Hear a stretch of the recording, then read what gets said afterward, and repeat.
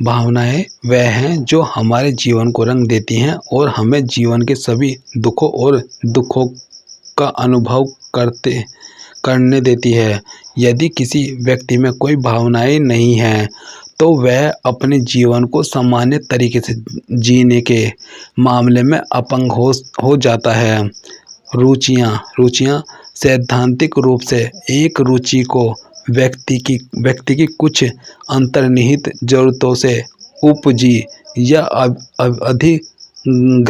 अभिग्रहित मकसद के रूप में परिभाषित किया जा सकता है, जो उसे उसकी आंतरिक जरूरत संरचना को बनाए रखने या संतुष्ट करने के लिए उसे कार्य करने के लिए प्रेरित करता है।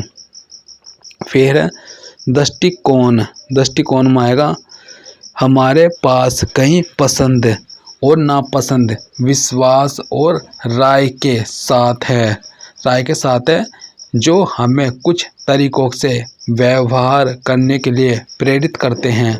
उदाहरण के लिए हम सोच सकते हैं कि विशिष्ट माध्यमिक स्तर पर विज्ञान का अध्ययन बहुत कठिन है। ये पूर्व कल्पित विचार और धारणाएं हैं जो हमारे मानस में मौजूद हैं और जिन्हें हम हमारे दृष्टिकोण के रूप में कहा जा सकता है। संकल्पना यह दर्शाता है कि कोई व्यक्ति खुद के बारे में क्या महसूस करता है, खुद को और अपनी क्षमताओं को प्रदर्शन और हासिल करने के लिए अधिगम शैलियाँ। हर व्यक्ति की अधिगम की स्थिति के लिए अलग अलग प्राथमिकताएं होती हैं। इन्हें लर्निंग स्टाइल या अधिगम प्राथमिकताएं कहा जाता है। अधिगम की शैली के सिद्धांत पहचानते हैं कि व्यक्ति अलग अलग तरीकों से सीखते हैं और प्रत्येक व्यक्ति की सीखने की एक अनूठी शैली होती है। विषय वस्तु पर शिक्षक का ज्ञान। शिक्षक जो अपने विषय ज्ञान में दृढ़ता से निहित है, स्पष्ट प्रस्तुतियाँ करते हैं और दूसरों की कठिनाइयों को आसानी से पहचानते हैं, वह आवेदन उन्मुख शिक्षण भी करने में सक्षम होना चाहिए। शिक्षक द्वारा इस तरह की सत्तावादी, लोकतांत्रिक, परोपकारी या उदासीनता के संदर्भ में अपनाई जाने वाली नेतृत्व शैली बहुत प्रभावित करती है कि छात्र सीखने के कार्यों में कैसे प्रतिक्रिया देंगे और खुद को शामिल करेंगे। शिक्षक अपने छात्रों के साथ जो संबंध रखते हैं वह कक्षा के स्वर और जलवायु को भी निर्धारित करता है। मूल्यांकन संबंधी टिप्पणियाँ जो शिक्षक या तो मौखिक रूप से या लिखित रूप से करते हैं, छात्रों के अधिगम पर बहुत असर डालते हैं। उनके पास प्रेरित और प्रोत्साहित करने और दबाने और हतोत्साहित करने की शक्ति है। अपेक्षाओं के अलावा शिक्षकों से संबंधित कई अन्य विशेषताएं हैं जो उनके शिक्षार्थियों और शिक्षण अधिगम प्रक्रिया को प्रभावित करती है। इनमें सबसे महत्वपूर्ण प्रतिरूपण, उत्साह, देखभाल और सकारात्मक उम्मीदें हैं। यह अनुसंधान इंगित करता है कि शिक्षक जो वर्तमान उत्साहपूर्वक जानकारी प्रस्तुत करते हैं, शिक्षार्थियों की आत्म प्रभावकारिता, प्रयास और क्षमता, आत्मविश्वास और उपलब्धि के गुण को बढ़ाते हैं। एक शिक्षक का देखभाल करने वाला रवैया और वह कैसे संचार करती है, यह एक और महत्वपूर्ण कारक है। देखभाल एक शिक्षक द्वारा अपने शिक्षार्थियों के संरक्षण और विकास पर जोर देने और निवेश करने की क्षमता को संदर्भित करता है। शिक्षार्थी संबंधित इसमें है सीखने शिक्षार्थी संबंधित परिपक्वता, सीखने के लिए तत्परता, प्रेरणा, स्व स्व अवधारणा, लक्ष्य। शिक्षक संबंधित शिक्षक का व्यक्तित्व, विषय वस्तु पर महारत, संचार। शिक्षक की नेतृत्व शैली, शिक्षार्थियों के साथ शिक्षक के पारस्परिक संबंध। शिक्षण शैली, कार्य संबंधित, उपयोग की गई विधियाँ, कार्य की प्रकृति। शिक्षण सहायक सामग्री का प्रयोग किया जाता है।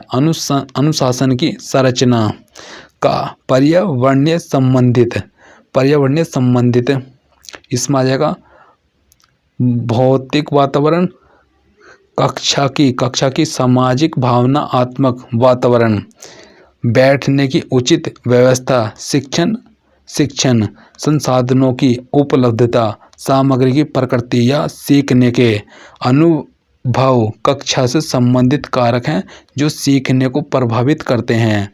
कक्षा का अनुदेशन करना,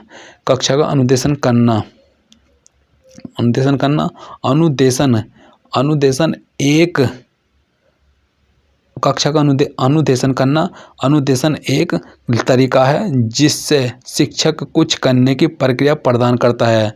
यदि शिक्षक किसी कक्षा में गणितीय समस्या को हल करने वाले कार्य को पूरा करने के लिए क्रम दर क्रम, इसलिए यह निष्कर्ष निकाला जा सकता है कि कक्षा में शिक्षण को जीवन की घटनाओं से जोड़ा जाना चाहिए। प्रत्यक्ष निर्देश विधि, शिक्षक अपने छात्रों को एक विशिष्ट कौशल सिखाने के लिए स्पष्ट शिक्षण तकनीकों का उपयोग करते हैं। इस प्रकार का निर्देश शिक्षक द्वारा निर्देशित विधि है।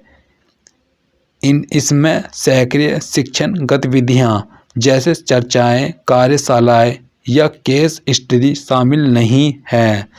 शैक्षणिक समूह चर्चा और प्रश्न उत्तर सत्र संभाषण संबंधित है और प्रत्यक्ष शिक्षण विधियों का हिस्सा है। अप्रत्यक्ष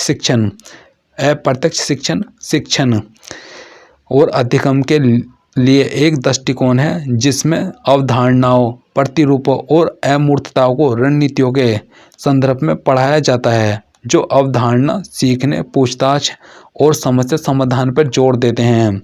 अप्रत्यक्ष शिक्षण और अधिगम के लिए एक दृष्टिकोण है जिसमें अवधारणाओं, प्रतिरूपों और अमूर्तता को रणनीतियों के संदर्भ में पढ़ाया जाता है, जो अवधारणा सीखने, पूछताछ और समस्या समाधान पर जोर देती है। फिर अप्रत्यक्ष शिक्षण और अधिगम का एक तरीका है। इसकी प्रक्रिया पूछताछ है। सामग्री में अवधारणाएं शामिल हैं। प्रसंग एक समस्या है। यह सक्रिय रूप से अपने स्व अधिगम में शामिल था और वास्तविक दुनिया की समस्याओं के समाधान करने के लिए नए ज्ञान का योगदान देता था। अप्रत्यक्ष शिक्षण की रणनीतियाँ इस प्रकार हैं।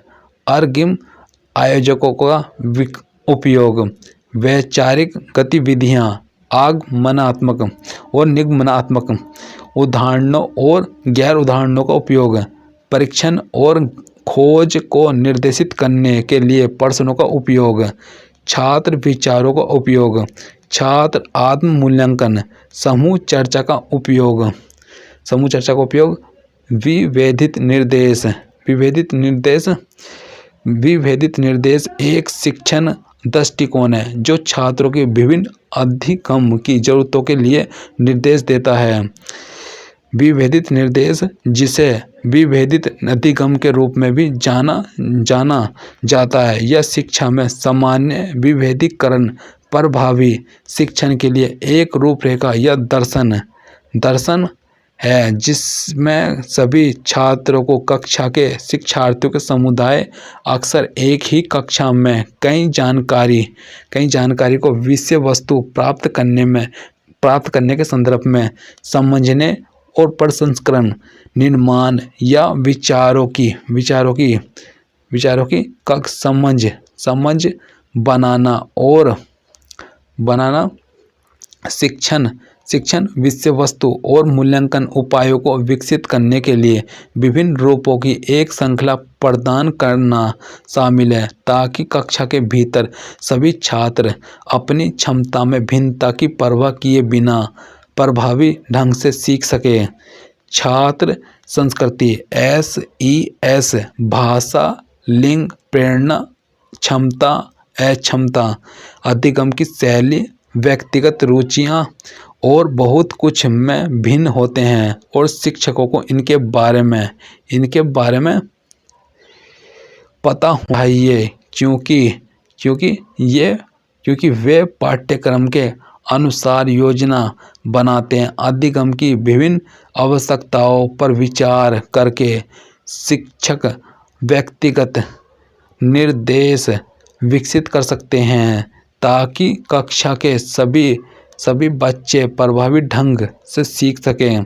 संपूर्ण समूह को एक तरह से पढ़ाने के बजाय एक व्याख्यान की तरह एक शिक्षक विभिन्न विधियों का एक समूह में उपयोग करता है। इसमें छोटे समूहों में या एक सत्र में छात्रों को पढ़ाना शामिल हो सकता है। व्यक्तिगत निर्देश शिक्षण की एक विधि है जिसमें सामग्री, निर्देशात्मक तकनीक और सीखने की गति प्रत्येक शिक्षार्थी की क्षमताओं और रुचियों पर आधारित होती है। व्यक्तिगत निर्देश एक विशेष शिक्षार्थी की जरूरतों को पूरा करने की रणनीतियों,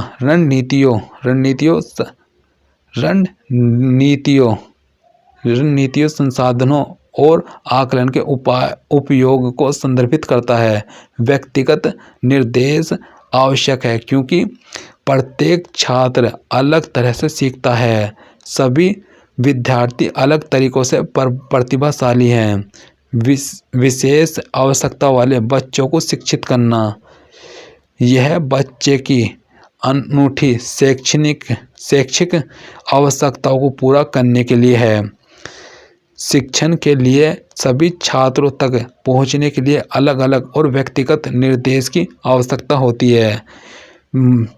व्यक्तिगत प्रगति का सावधानीपूर्वक और निरंतर मूल्यांकन किया जा सकता है। व्यक्तिगत निर्देशों के लिए कदम: छात्र की पृष्ठभूमि, जरूरतों और रुचियों का आकलन, उपयुक्त विषय वस्तु का चयन, जरूरतों और रुचियों को पूरा करने के लिए शिक्षण रणनीतियों का निर्धारण, प्रगति की निरंतर निगरानी, जहां भी आवश्यक हो संशोधन विकास करना, गुणात्मक और मात्रात्मक रिकॉर्ड सहित व्यापक शिक्षा इसमें कंप्यूटर सहायता निर्देश, कंप्यूटर प्रौद्योगिकी की मदद से शिक्षण को आकर्षक और गतिशील बनाने के लिए शैक्षिक निर्देश में कंप्यूटर के उपयोग को संदर्भित करता है। यह स्वतंत्र अध्ययन संदर्भ सामग्री की एक विस्तृत श्रृंखला और भाषा सीखने में उपलब्धि के बारे में तत्काल प्रतिक्रिया के अवसर प्रदान करता है। प्रासंगिक सामग्री, तत्कालिक प्रतिक्रिया और उन्हें अपनी गति से कम करने की स्वतंत्रता प्रदान करने का प्राप्त करने का सीखने को आसान और सार्थक बनाता है। कंप्यूटर सहायक निर्देश व्यक्तिगत शिक्षार्थियों की आवश्यकताओं के अनुरूप सूचना को संसाधित करना, व्यक्तिगत शिक्षार्थियों को अत्यधिक व्यक्तिगत सीखने के अनुभव प्रदान करता है। व्यक्तिगत शिक्षार्थियों को अत्यधिक व्यक्तिगत सीखने के अनुरूप प्रदान करता है, जानकारी की एक बड़ी मात्रा के माध्यम से व्यक्तिगत शिक्षार्थियों की जरूरतों को पूरा करता है। संशोधित निर्देश छात्रों से जो सीखने की उम्मीद की जाती है उसमें संशोधन बदले जाते हैं।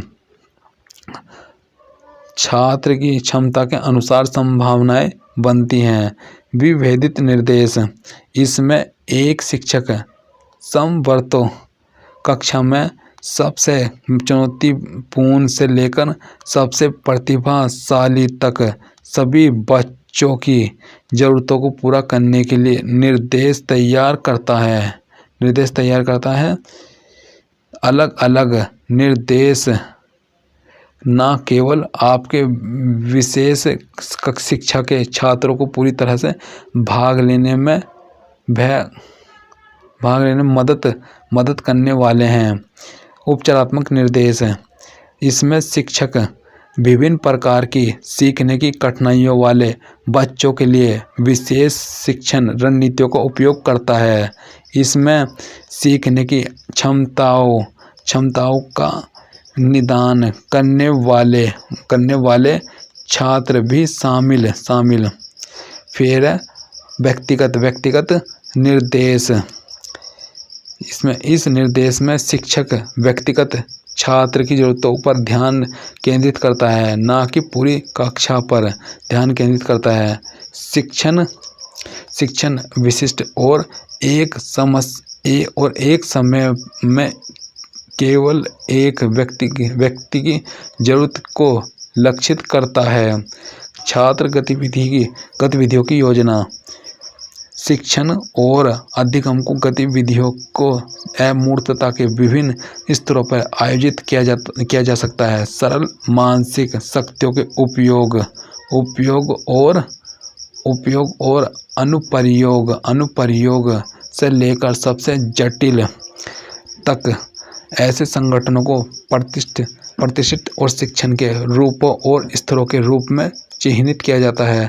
शिक्षण और अधिगम की गतिविधियों के तीन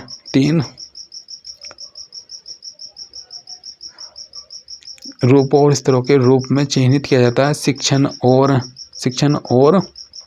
अधिगम को गतिविधियों के तीन पहचानने योग्य स्तर हैं: स्मृति स्तर, अवबोध स्तर का और विमर्श चिंतन स्तर।